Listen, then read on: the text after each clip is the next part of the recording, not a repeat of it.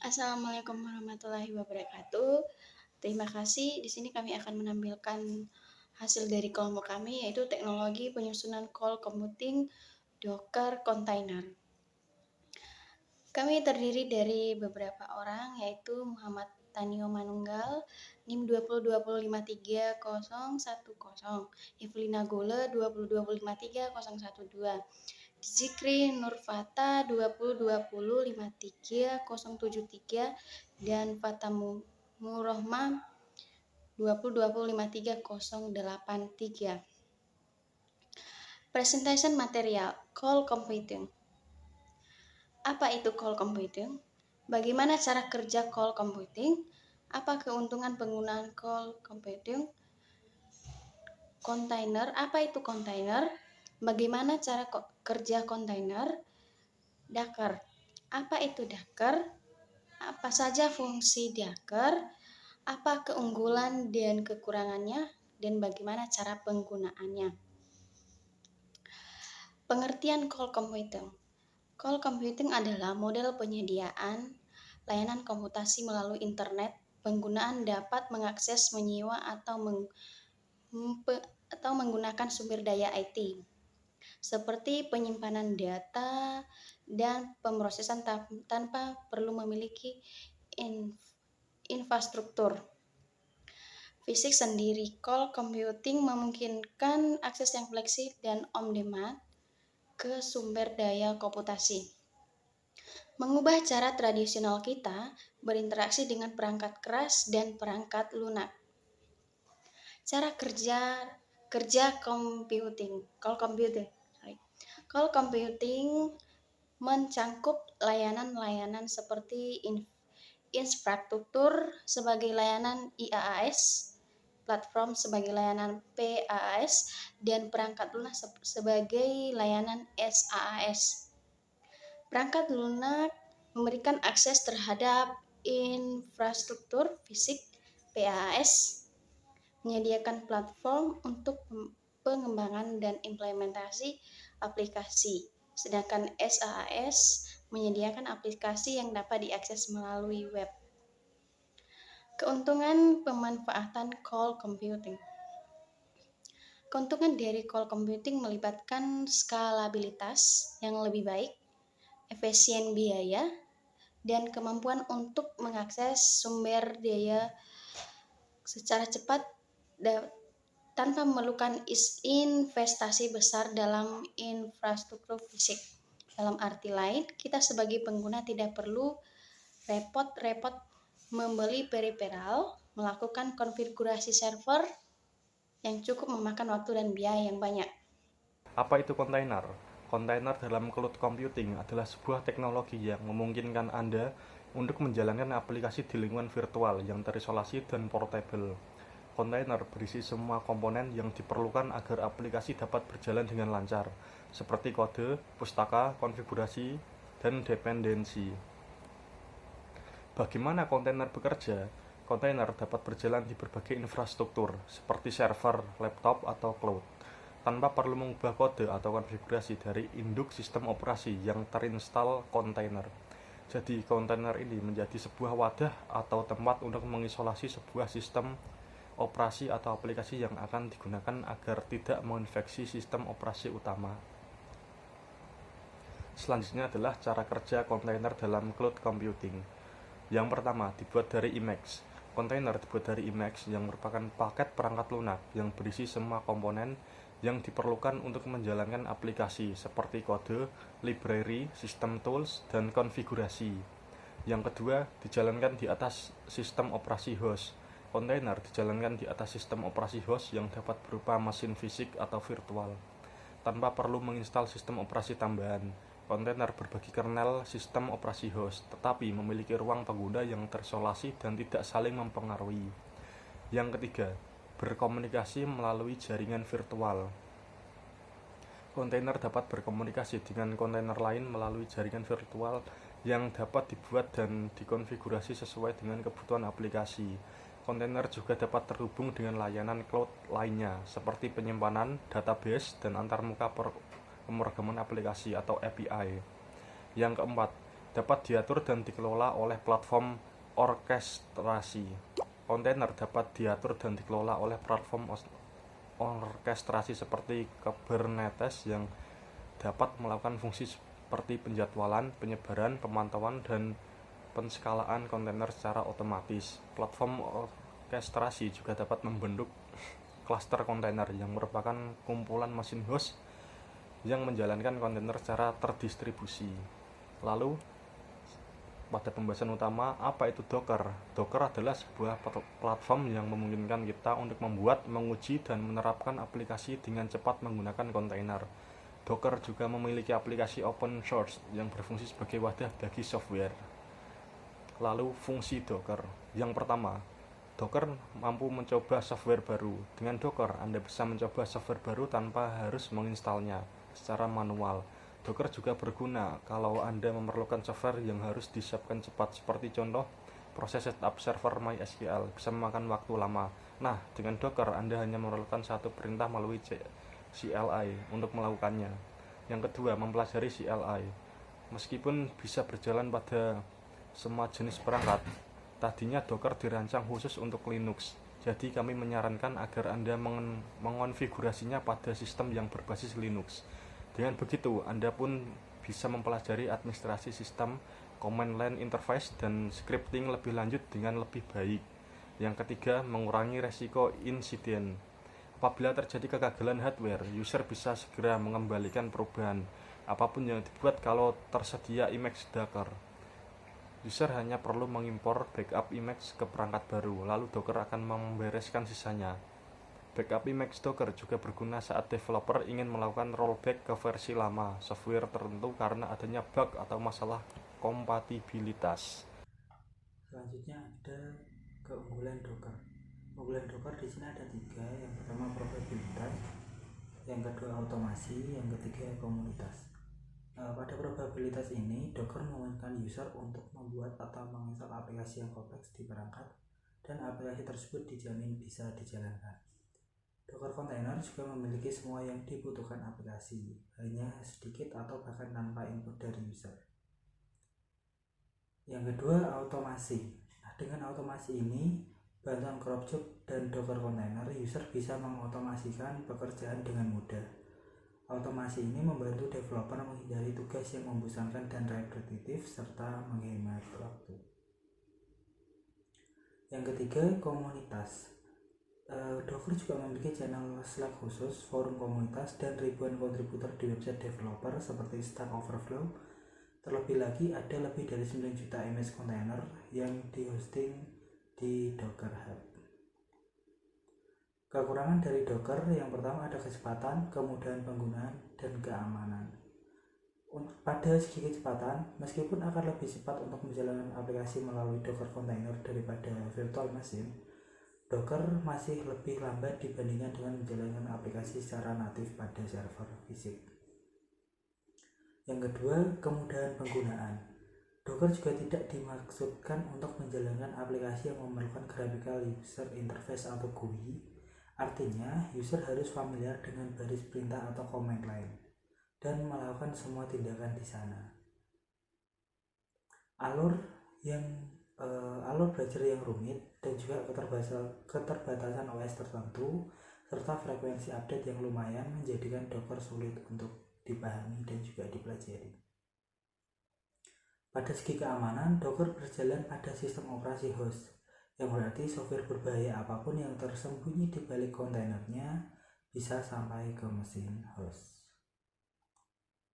Perbandingan Docker dengan virtual machine.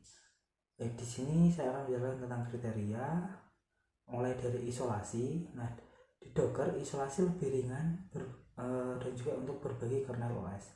Pada virtual machine, isolasi lebih berat dan memiliki OS virtual yang sangat penuh.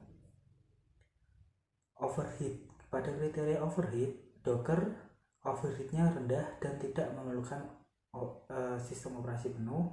Sedangkan pada virtual machine, overheat lebih tinggi karena memerlukan operating system penuh.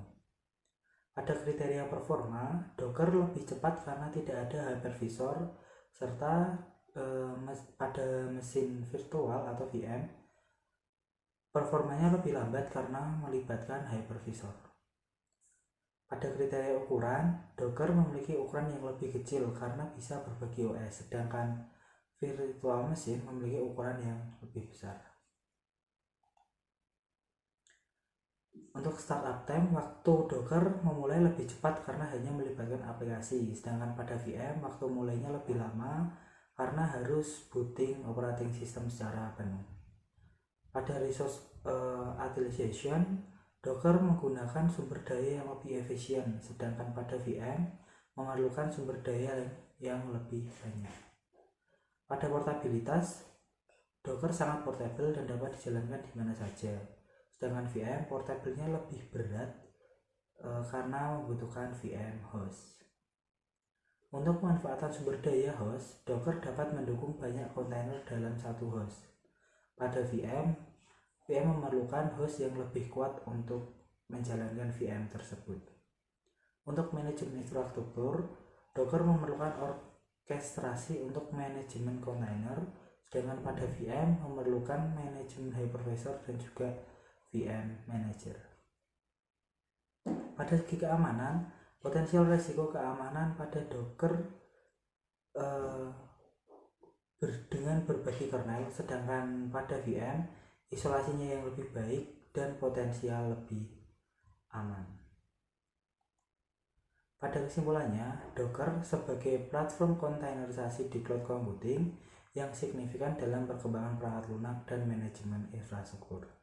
Kelebihannya meliputi efisiensi pengembangan, isolasi aplikasi untuk perpindahan mudah, dan fleksibilitas dalam pengelolaan sumber daya di berbagai platform cloud.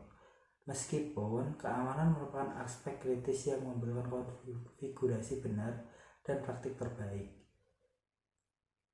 Untuk kesuksesan implementasi Docker sendiri bergantung pada kesiapan sumber daya manusia melalui pelatihan yang memadai, karena secara keseluruhan Docker ini tidak mudah untuk dipelajari, dan peran penting dalam Docker ini dalam menyederhanakan pengembangan, meningkatkan efisiensi, dan juga mendukung orkestrasi canggih dalam dunia teknologi informasi. Assalamualaikum warahmatullahi wabarakatuh. Perkenalkan, nama saya Muhammad Tani Manunggal, NIM 2020 53010. Di sini saya akan menjelaskan bagaimana tutorial sederhana cara menggunakan Docker. Perlu diketahui sebelumnya bahwa teman-teman saya sudah melakukan penjelasan tentang apa itu cloud computing, apa itu kontainer, dan apa itu Docker, serta perbandingan Docker dengan virtual machine. Nah, di sini saya akan mempraktekkan secara sederhana bagaimana Docker itu bekerja. Untuk kasus yang akan kita praktekkan ini, kita akan menginstal salah satu sistem operasi berbasis Linux yang bernama Alpine Linux, di mana Alpine Linux ini adalah salah satu distribusi Linux yang memang dikhususkan untuk server, dikarenakan Alpine Linux ini cukup ringan jika digunakan sebagai server. Nah, setelah kita menginstal Alpine Linux nanti, kita akan menjalankan web server sederhana yang dijalankan dengan PHP, yang nantinya akan dapat kita akses pada komputer Windows ini, yang dimana komputer Windows ini adalah komputer yang menjalankan Docker. Oke, kita mulai saja. Yang pertama, kita buka terlebih dahulu website bernama hubdocker.com ini.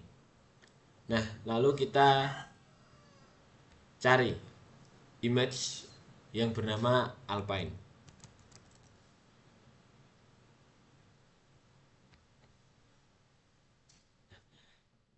Di sini tertera beberapa keterangan tentang versi dari Alpine Linux ini.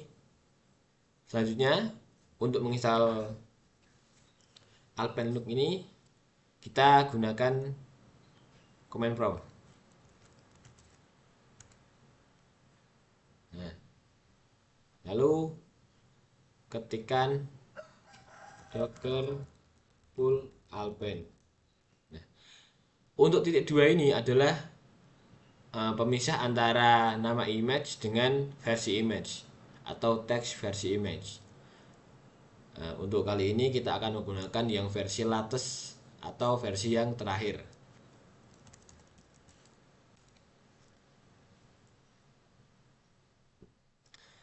Kita tunggu proses pull image dari hub docker selesai. Oh iya, pastikan juga saat kita melakukan pull image ini kita terkoneksi ke dalam internet. Nah, setelah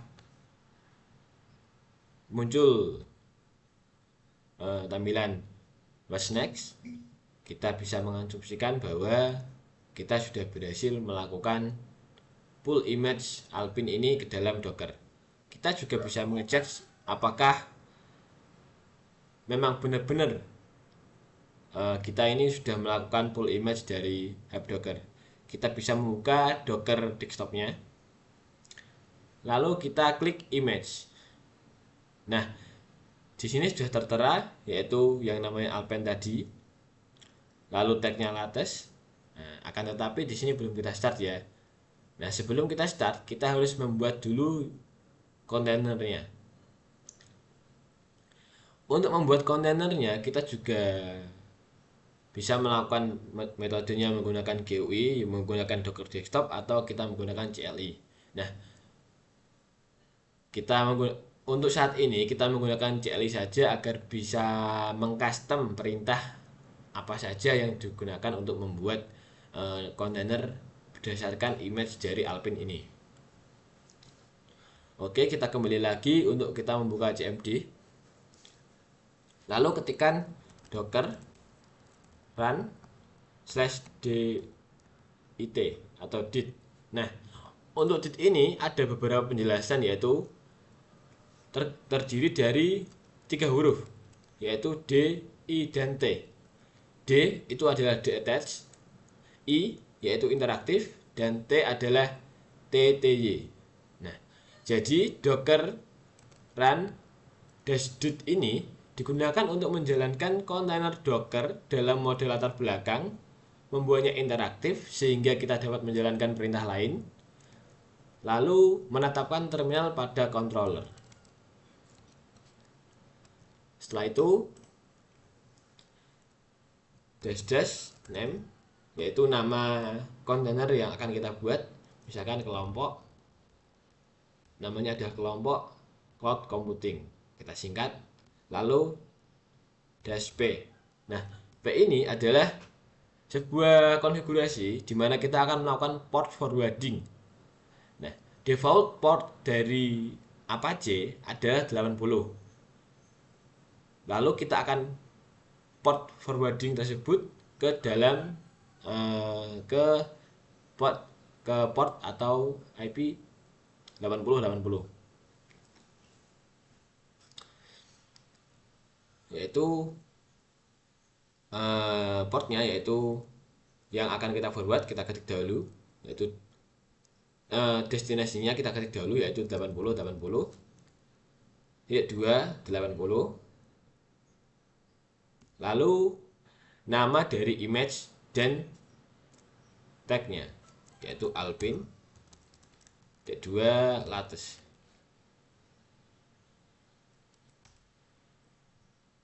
Oh, salah, ada perintah yang salah, yaitu sini docker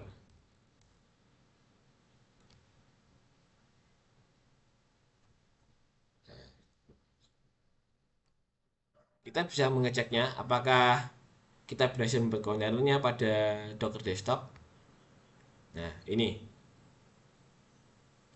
Dockernya sudah jalan ya. Setelah kita membuat Docker seperti ini, kita klik kontainer yang kita buat tadi, lalu kita ke bagian exec.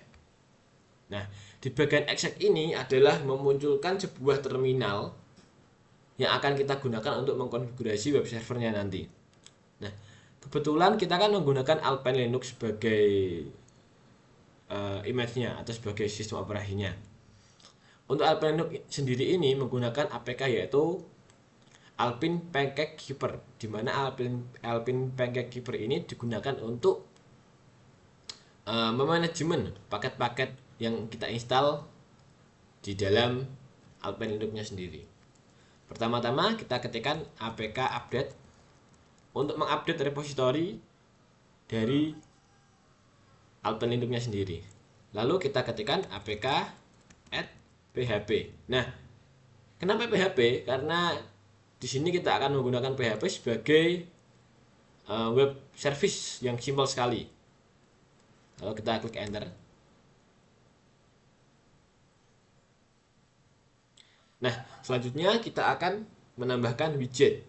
Widget itu sendiri fungsinya untuk melakukan download data, atau bisa dilakukan juga, atau bisa kita jelaskan sebagai download manager. Kita tambahkan lagi apk add widget.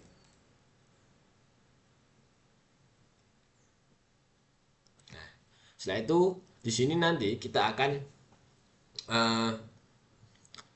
melakukan view terhadap website sederhana yang sudah saya buat, yang sudah kelompok kami buat. Ini adalah filenya, source code-nya. Lalu kita ketikkan widget, kita pastekan URL-nya, paste, lalu -o nama filenya. Kita akan langsung menggunakan nama filenya yaitu index.html.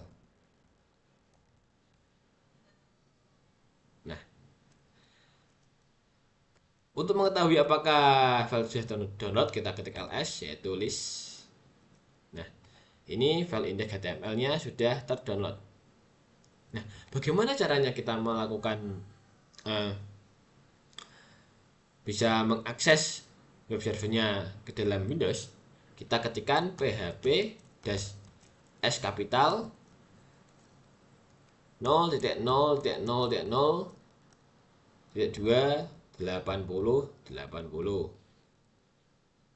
Kalau kita 280. Nah, penjelasan dari perintah ini yaitu PHP adalah program yang kita gunakan, yaitu -s, itu kita membuat server sederhana.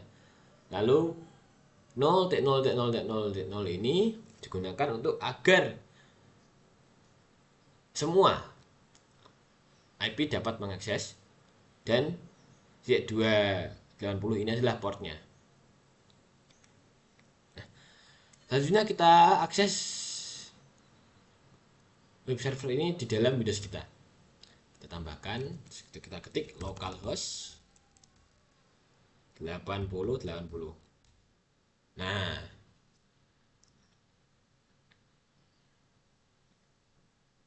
kita tunggu terlebih dahulu. Nah, kita sudah dapat menginstal Alpine Linux sebagai image. Lalu kita membuat kontainer bernama kelompok cloud computing, dan kita membuat web server di dalam kontainer tersebut menggunakan web server sederhana menggunakan PHP, dan kita dapat menjalankan HTML yang sudah kita konfigurasi. Sekian presentasi dari tim kami. Jika ada kekeliruan, kami mohon maaf. Wassalamualaikum warahmatullahi wabarakatuh.